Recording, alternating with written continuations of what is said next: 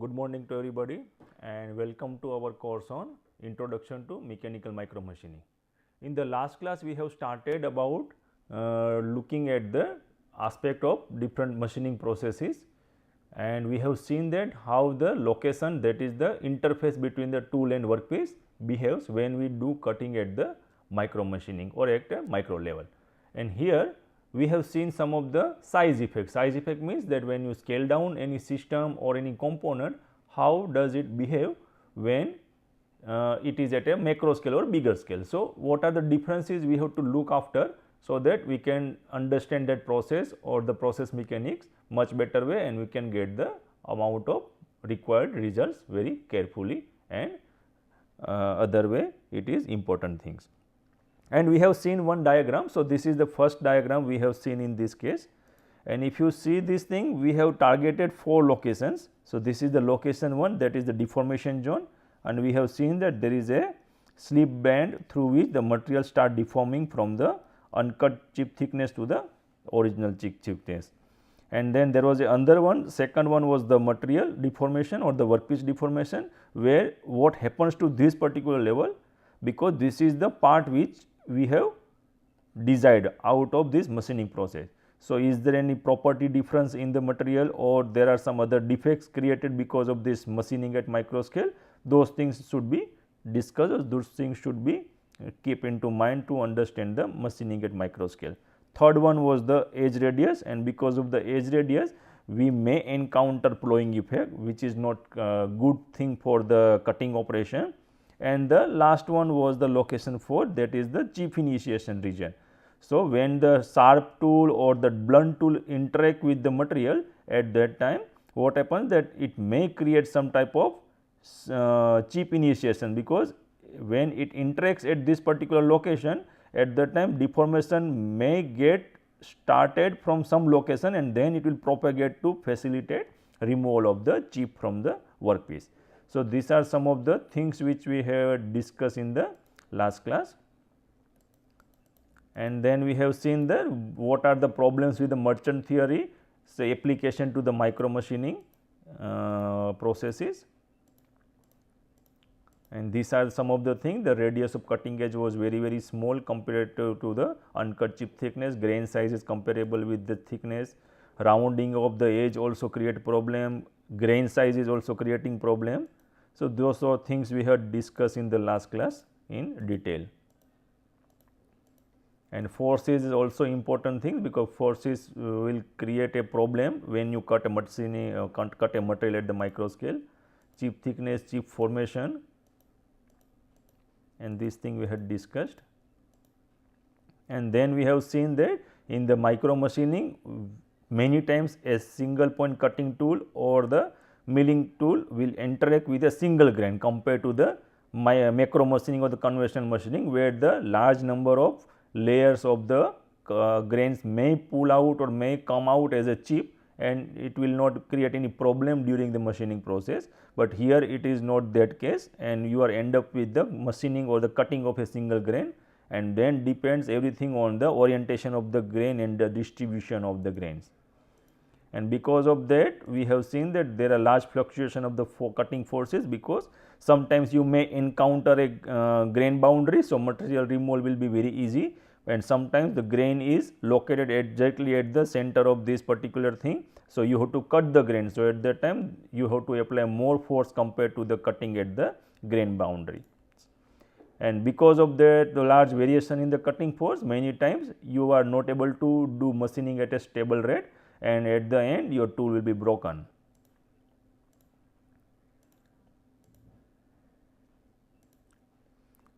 And we have seen the what is the difference between the uncut chip thickness and the cutting edge radius, and because of this particular large difference, you are end up with a negative rake angle. Your original rake angle was positive, but when you cut with a size reduction, you are end up with the uncut chip cutting edge in a negative side.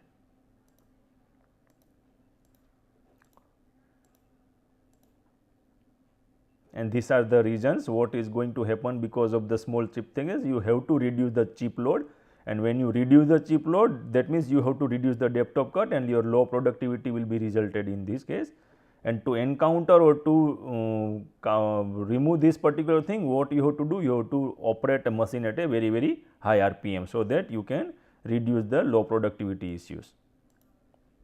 And then we started with the 4 different mechanism through which the material flows, and that was based on the this cutting edge angle. So, back rake angle, or we can say the rake angle, or the orthogonal rake angle. There are many ways we can define this thing, and here what we have started learning, that this is the rake angle right now. It is very small in a negative side.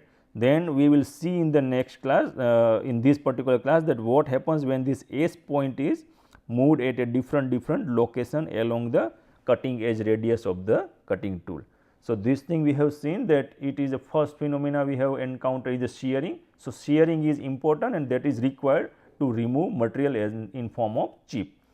So, here we have seen the material is removed in terms of chip here, but some of the material is also moves along the direction of the chip tool motion, and that will again squeeze, and then again it will become a part of the chip, and that happens in a subsequent processing steps. So, one after another sequence will occurs, and then it will remove the material in form of chip.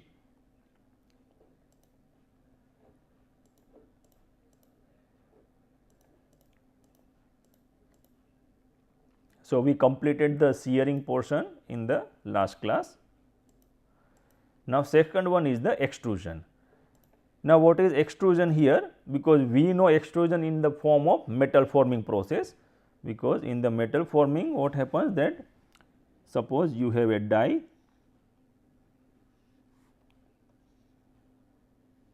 and then you have material. So, this material will pass through this line, and then everything will be squeezed away, and then you will get the reduction in the diameter or the reduction in the area. So, this is the output, and this is the input material, and this is the die.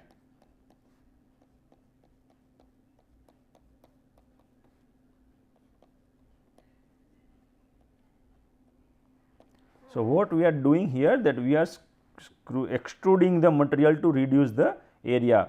Radii may be radius or diameter also, or the cross section of any square section or rectangular section, whatever it may be.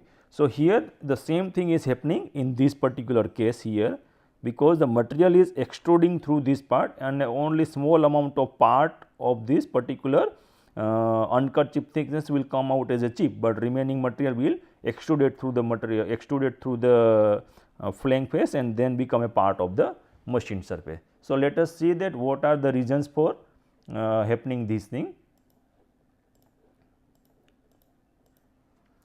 So, when we reduce further HC to R, so now our HC is this one. So, this is HC, and whatever is this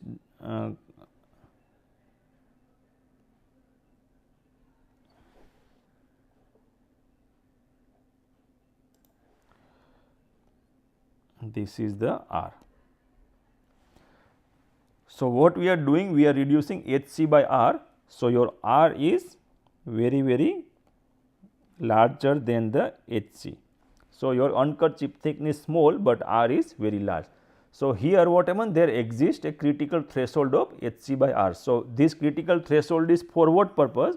That is to form a chip, because ultimately in our machining part we need chip, because we want to remove some material from the workpiece, and if you do not get the chip, then you are end up with the losing the energy and all your required part in terms of just mechanical workout only, but not any type of actual working. So, because of that, you have to maintain this particular ratio in such a way that you are getting a chip, but not the just flow of the material or the displacement of the material from here and there. So, material is extruded at tool edge rather than shearing deformation. So, what is the shearing deformation? So, shearing deformation is a chip, and this material extruded part, this is the extrusion. So, ultimately you are not removing all the material from the HC, the part of this HC will go as a chip and remaining part will go as a extruded material in the machine surface, right. So, how you can understand this phenomena? This can be understood by a grinding process, because we know that what is the grinding. So, in grinding, so this is the grinding wheel, and very small size abrasive particles are located on the periphery, and then when it rotates, at that time this is the workpiece, and when it rotates, and then what will happen? It will push the material in this particular zone. So, this particular zone is the plastic deformation zone. So, that is below the machine until now how this particular thing will remove the material, that when particular grain will interact with the surface, it will create a plastic deformation zone, and that plastic deformation zone will enlarge, or it will continue to form or continue to enlarge in such a way that you finally you are end up with a one critical stress condition where the chip will be removed in form of a small fragment of the workpiece material. So, what we can do, that we can actually understand this particular phenomena whatever is happening in the machining in form of a grinding process. So, here also what we are doing, our depth of cut is very small compared to the machining processes in grinding, and similar way in micro machining also our depth of cut is small. So, it is not a very bad idea to understand this particular extrusion phenomena in the form of a grinding process. So, this is how it will it is happening in this particular case. So, it continuously deform the material, and then it will reach to one particular critical stress condition. Once it crosses this particular condition, at that time chip is produced through the micro mechanism. So, here in this particular case also you will get chip, but the chip may be smaller than the shearing mechanism, because in the shearing it is the size of the chip is bigger and it may be uniform also in this case, but comparatively this particular phenomena is also not suggested in the micro machining for efficient removal.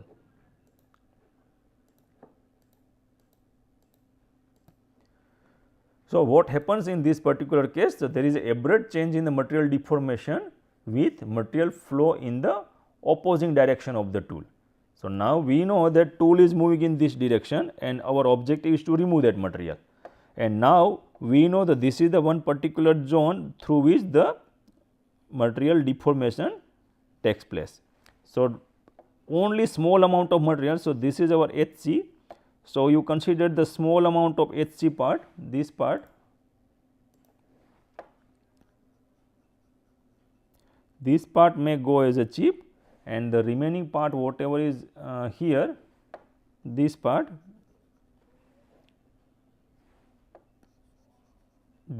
will be extruded into the machine zone.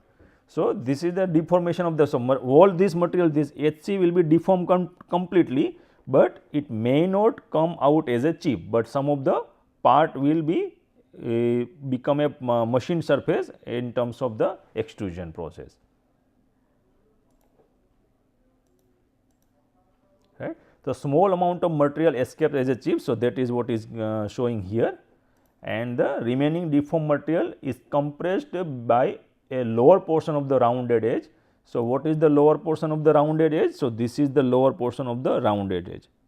This whole edge is rounded, but now we have divided this whole edge in terms of two parts. So, this is the upper portion and this one is the lower portion, and this is the E point, which is important to understand, that this is the location through which you are end up with the two different phenomena, and you are getting a shear plane angle in this particular case. So, some material will escape as a chip, and while the remaining material is compressed by the lower part of this particular location, and then this material will be compacted back into the bulk material to form the machine surface. So, now where this material will go, because here you do not have any other thing. So, now whatever is part of this particular thing, this will go in this direction and this will go in this direction. Now, it will be compacted further. So, here it will be very compressed situation. So, in this case the property, the top whatever the surface property may also get changed. So, in this case if you are not required or you are not intended to get the change in the property, then this particular phenomena is also not advisable for the micro machining operation.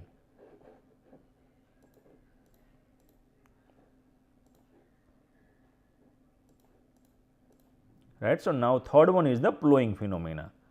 So, what is the ploughing phenomena? So, this is the ploughing. So, ploughing is the displacement of the work material by plastic upheaval on the machine surface at a higher negative rake angle. So, let us see each and every terms. So, we know what is the higher negative rake angle. So, this is the higher negative rake angle, because now if you see from this, now you consider in earlier case the point was somewhere here, that earlier point. Now, we are considering, suppose your alpha, or that is the rake angle is extremely negative in this case. So, now your point, we are a point of concentration is the P point. So, this is the negative rake angle and displacement of the material by a plastic upheaval. So, now what is this thing? Plastic upheaval. So, this is the cut. So, now consider your cutting tool is something like this. So, this is your cutting tool and it is moving in this direction. Now, what we need, that we need a chip to make this particular thing efficient, but instead of chip, what is happening here? So, whatever is this material, let me give this different color. So, this is the material which is displaced from this particular location, right, but it has not come out as a chip. So, where it is going, this material, some of this material will be displaced on both the sides and some of the things will create this type of bulging. So, this is the bulging of this particular part. So, once this bulging is sufficiently higher height, then what will happen? The sum of the material will go in this direction and some of the material will go in this direction. So, that is given by these arrows. Now, if you follow these arrows, black arrows, then this is what is going to happen. So, this phenomena is called ploughing operation. So, now we know that if you continue your machining in ploughing region or in this particular ploughing mechanism, basically you are not removing the material, you are just moving material from one side to another side, and at the end what is going to happen, that once this path is over, then what happened, that you suppose want to remove some more material from here. So, your second path will be from this location. So, now your groove creation will be here. So, whatever material you are removing from here, some material will go in this direction, some material will go in this direction. So, basically you are displacing the material within the machined area. So, ultimately you are not getting any material removal out of this region. So, finishing of the machine surface deteriorate with ploughing, which also play a crucial role in the energy consumption. Now, you know in this particular case, now let us see what is going to happen. Now, if you see this cross section from here, now what is going to happen? So, this is your original surface, suppose, and this one is your tool.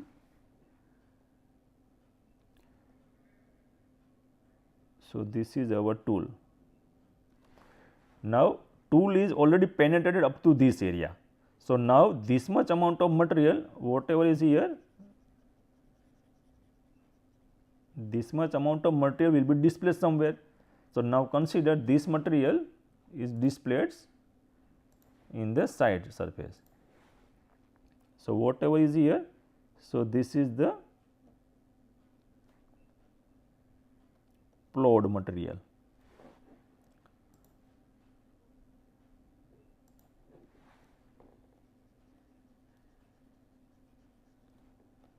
Right. So, this is the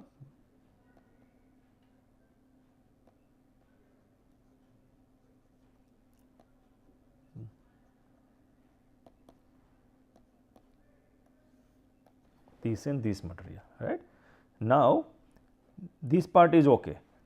Now, let us see that your tool is moving to the next location. Now, this part is over and our depth of cut is this much. Now, consider this is the depth of cut, and now we want to remove some material from here. So, again now see the how much amount of material we are removing from here. So, if you calculate this area, just a minute.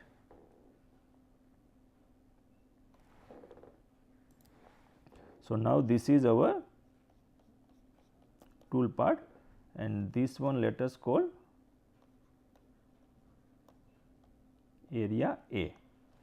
Now, your tool is moving from this location to this location. So, now next location of your tool is this one. So, this is your next location of your tool, same depth of cut, but it is just moving to the next location. So, this is the next location, but problem here that some of the material from this particular part it is already piled up here, right. So, your tool now what is the area in this location? Now, area will be this much, this whole area will be removed by the cutting tool in the next operation. So, this is the area B. So, what is here that B is bigger than A.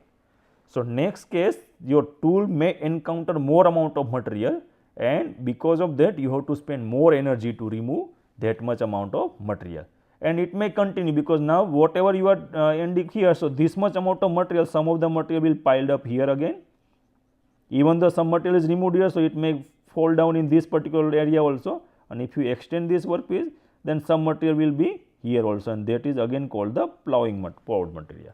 So, in that way you are actually wasting the energy without doing any efficient material removal from the workpiece.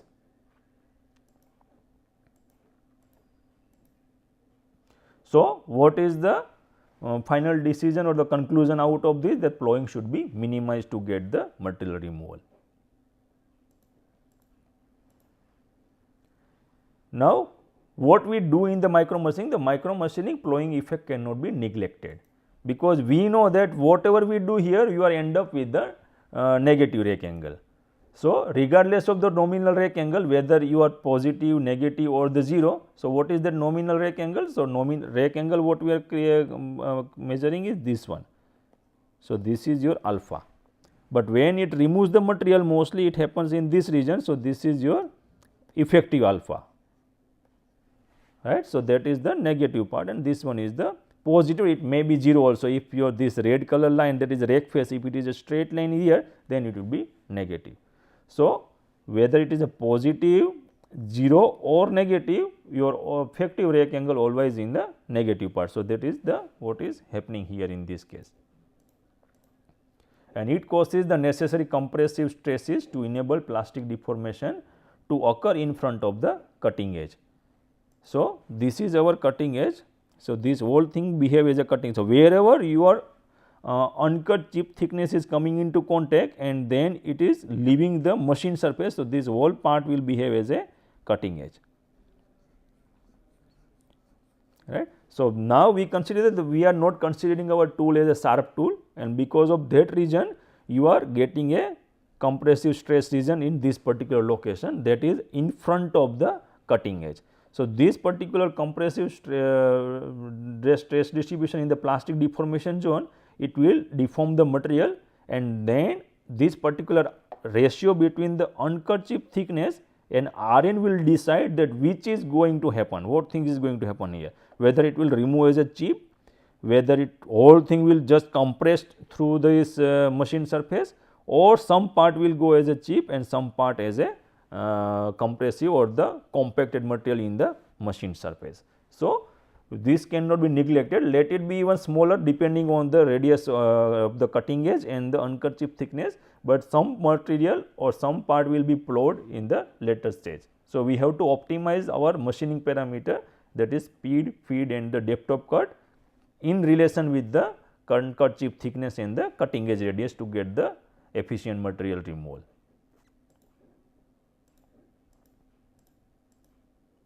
Now, fourth phenomena is the rubbing.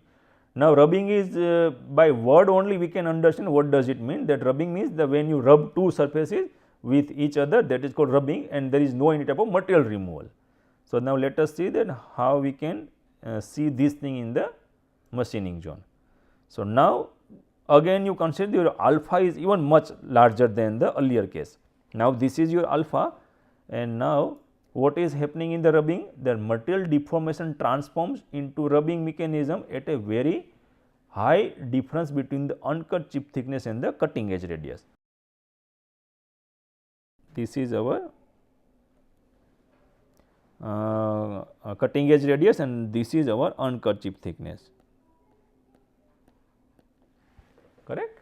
So, now what is happening in this particular case, that now HC is very very small and we are considering this R point, it is further located toward the flank surface, not to the rack surface, right. So, now if it is located here, now what is happening, your tool is moving in this direction, no material is located on this particular edge. So, there is a chance that most of the material will be compressed only, there will not be any type of material removal in this particular location.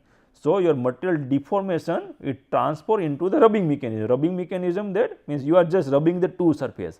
One surface is the tool surface and another surface is the workpiece surface, and whole thing will be moved as a elastic plastic deformation of this particular part. Now, the cutting tool rubs along the workpiece surface, that is what is happening at this particular location.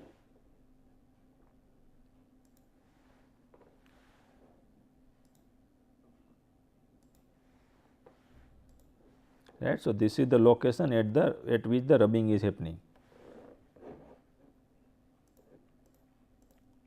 and significant frictional forces are high, because now when you rub the surface, if you cut the surface, then at that time your frictional force will be very very less compared to this particular rubbing is the, because now there is a two surfaces which are no any sharp edges or anything, and you are just rubbing with the normal force. So, at that time your frictional forces will be very very high and it consumes enormous amount of energy, because here it is elastic plastic deformation. So, no material is removed in terms of chip. So, material is just getting compressed and finally it will become a part of the machine surface. So, that is the reason for the high energy of the machining process.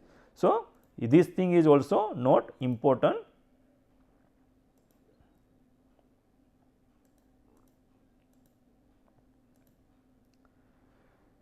So, here what is happening, said suppose in some cases external cases that where there is no chip formation initially, but what is happening in this case, that suppose you continue in this rubbing phase, that you continue, even you know sometimes do not know that what is happening at this location, and you continue the machining operation considering or expecting that material is removing and you are getting the cutting, but actually the operation is being processed is the rubbing process.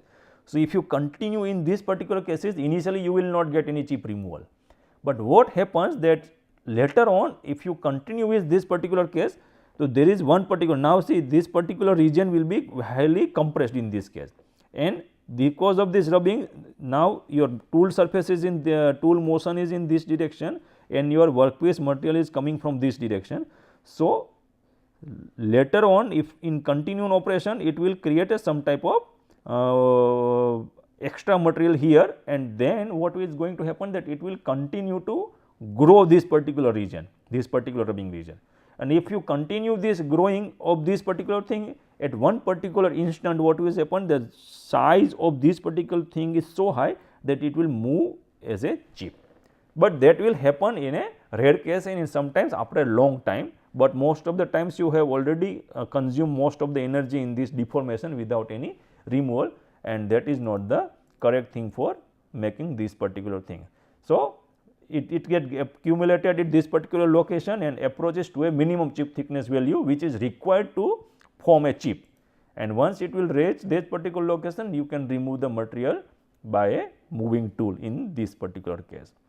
So, what is the conclusion of this rubbing step? That rubbing deteriorates the surface quality significantly. So, you should avoid the formation of the rubbing or reaching to this rubbing location in terms of making one particular decision about the cutting edge radius and the uncut chip thickness. So, let me stop from this particular slide. We will continue from the next slide in the next class. Thank you very much.